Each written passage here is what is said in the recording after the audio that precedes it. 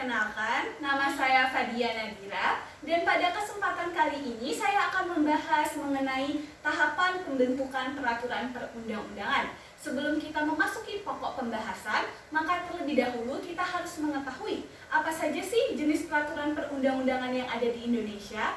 Berdasarkan pasal 7 ayat 1 Undang-Undang Nomor 12 Tahun 2011, yang termasuk jenis peraturan perundang-undangan adalah: yang pertama adalah Undang-Undang Dasar Negara Republik Indonesia tahun 1945.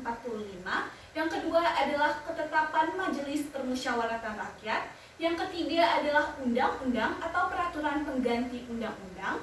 Yang keempat adalah Peraturan Pemerintah. Yang kelima adalah Peraturan Presiden. Yang keenam adalah Peraturan Daerah Provinsi. Dan yang ketujuh adalah Peraturan Daerah Kabupaten atau Kota. Next. Kemudian memasuki tahapan-tahapan pembentukan peraturan perundang-undangan terdiri dari 5 tahap. Yang pertama adalah tahap perencanaan. Apa itu tahap perencanaan? Tahap perencanaan adalah sebuah rancangan undang-undang disusun ke dalam sebuah program legislasi nasional atau prolegnas untuk jangka waktu 5 tahun. Selain itu pula, prolegnas juga dapat disusun menurut jangka waktu tahunan yang berisi rancangan undang-undang dibahas menurut prioritas pembahasannya, di mana di sini dapat kita lihat bahwasanya daftar prolegnas rancangan undang-undang prioritas tahun 2019 terdiri dari beberapa RUU, salah satunya adalah RUU tentang bea materai. Kemudian rancangan undang-undang yang termasuk ke dalam prolegnas dapat kita lihat di laman www.dpr.go.id. Next.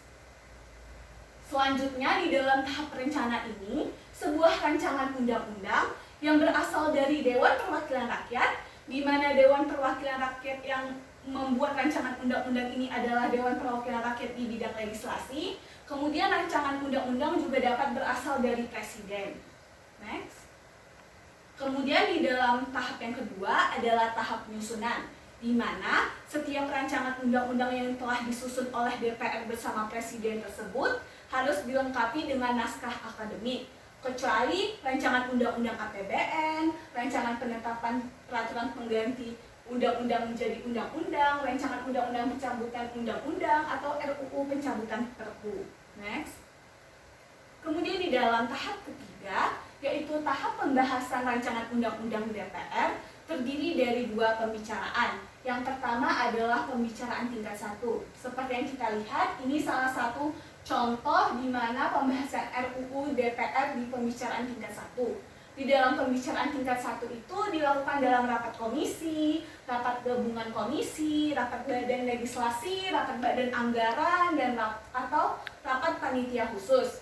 Kegiatan di dalam rapat pembicaraan 1 ini meliputi pengantar musyawarah, pembahasan daftar inventarisasi masalah, dan penyampaian pendapat mini fraksi.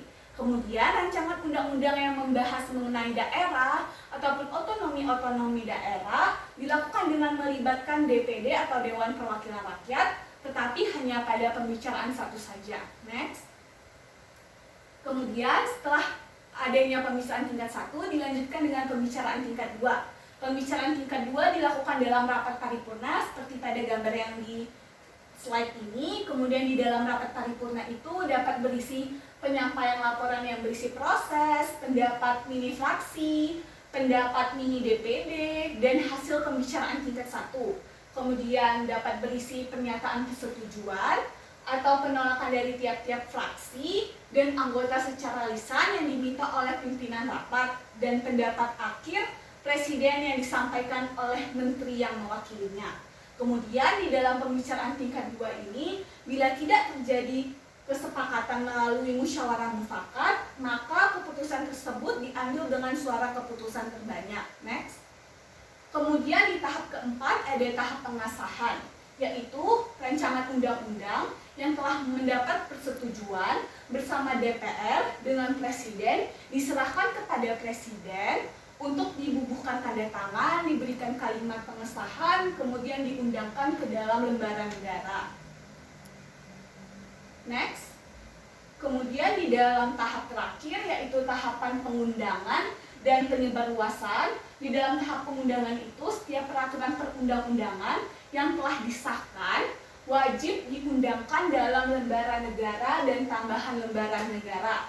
Selain itu, peraturan perundang-undangan yang telah disahkan tersebut wajib disebarluaskan kepada masyarakat, dapat melalui media cetak, media elektronik, dan sebagainya.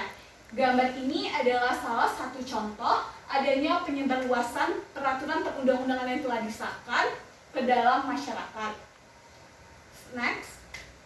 Baiklah, sekian presentasi dari saya. Semoga presentasi ini bermanfaat dan terima kasih. Waduh, ada